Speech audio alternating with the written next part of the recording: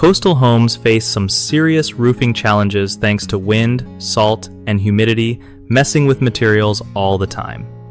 Alright, so here's the deal. If you live near the ocean, your roof has to deal with crazy winds from storms that can literally rip it off.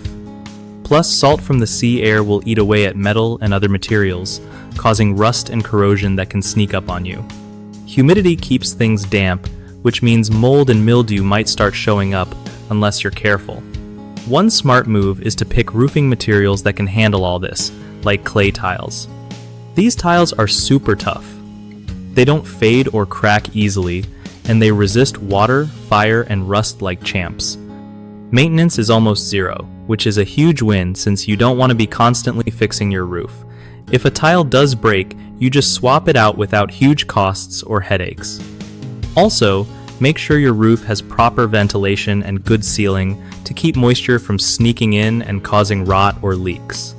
One of the biggest mistakes people make with coastal roofing is picking the wrong material that can't handle salty air, which leads to rust and faster wear. Fix it by choosing materials like clay tiles or treated metal designed for coastal use.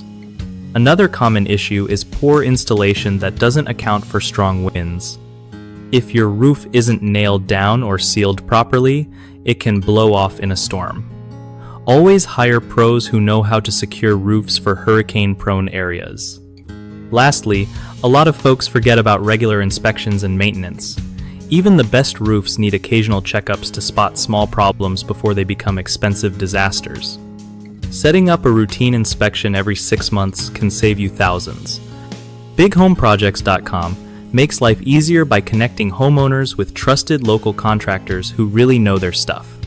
Contractors also get a steady flow of work, helping them grow while making sure your home's projects get done right the first time.